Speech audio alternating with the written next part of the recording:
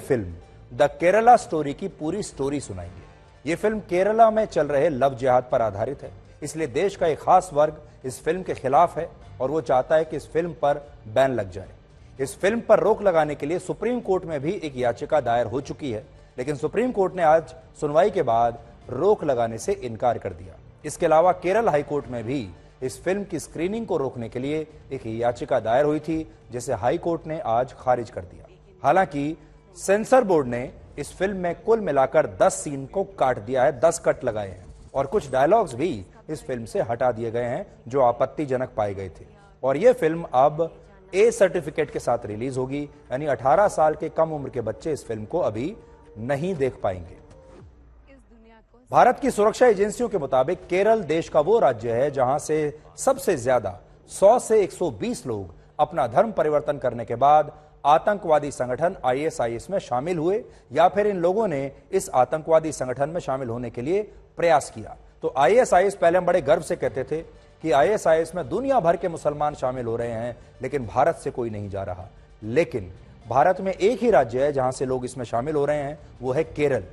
और उसमें से बहुत सारी जो लड़कियां हैं उनका धर्म परिवर्तन करके उन्हें आईएसआईएस में शामिल किया जा रहा है। और इनमें से बहुत सारी जो केरल की लड़कियां हैं वो आज भी सीरिया और अफगानिस्तान में कैद हैं। हम आज आपको इनमें से 3 लड़कियों की कहानियों के बारे में बताएंगे। इनमें पहली लड़की का नाम है निमिषा संपत।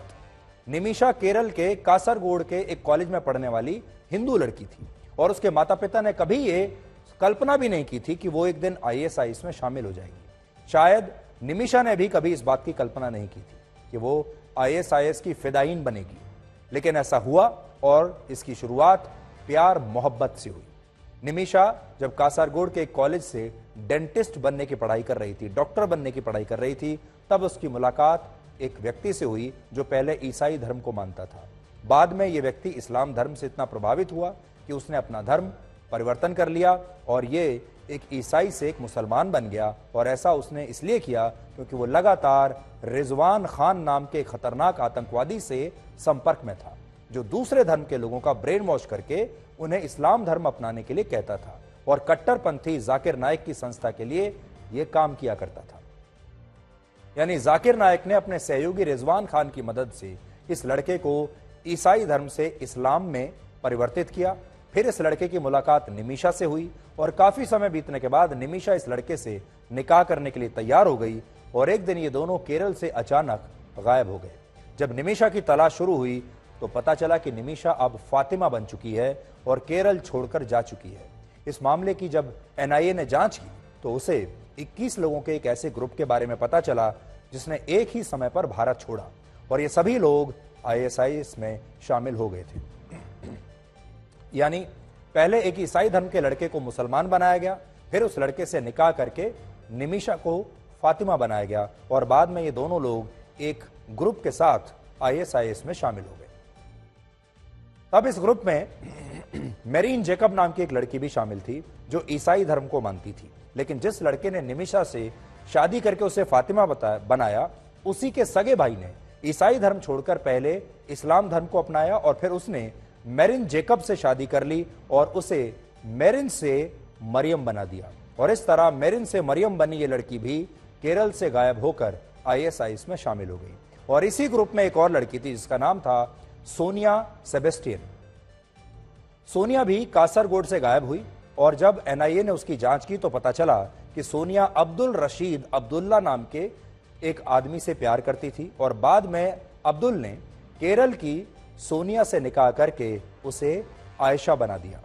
हैरानी की बात यह है कि अब्दुल रशीद अब्दुल्ला पेशे से इंजीनियर था, यानी पढ़ा लिखा था और उसने पहले ही बिहार की एक लड़की से निकाह किया हुआ था और इस लड़की का नाम था यास्मीन मोहम्मद जाहिद।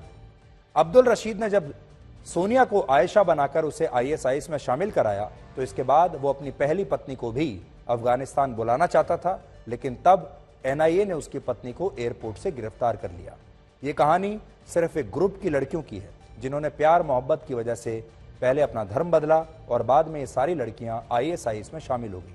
और इससे भी ज्यादा दुख की बात यह है कि इन लड़कियों का इस तरह से ब्रेन वॉश किया गया कि ये अफगानिस्तान और सीरिया से वापस आने के लिए भी तैयार नहीं थी। तो ये जो हम आपको ये कहानियां बता रहे हैं, ये काल्पनिक नहीं है, ये पात्र काल्पनिक नहीं है, ये नाम काल्पनिक नहीं है, ये वाकई में ऐसी लड़कियां हैं, इनके नाम हैं, इनके परिवार हैं और इन सब के साथ ये सब हुआ है। इसलिए हमारे देश के जो लोग इस विषय पर बनी फिल्म का विरोध कर रहे हैं और इसे एक प्रोपेगेंडा बता रहे हैं, उन्हें केरल से गायब हुई इन हिंदू लड़कियों की कहानी देखनी चाहिए और उन्हें यह भी पता होना चाहिए कि जब हमारे देश में वीर ज़ारा जैसी फिल्म आती है, मिशन कश्मीर जैसी फिल्म आती है या हैदर जैसी फिल्म आती है, तो इन फिल्मों को क्रिएटिव फ्रीडम के नाम पर दिखाया जाता है, पसंद किया जाता है और ये फिल्में हिट हो जाती हैं, इन्हें पुरस्कार मिलते हैं और वास्तविकता से दूर होते हुए भी इन फिल्मों पर कोई बहस नहीं होती, कोई विरोध नहीं होता। लेकिन जब द केरला स्टोरी जैसी फिल्मों के जरिए लोगों को सच बताया जाता है, तो इन फिल्मों को बड़ी आसानी से प्रोपेगेंडा कह दिया जाता है।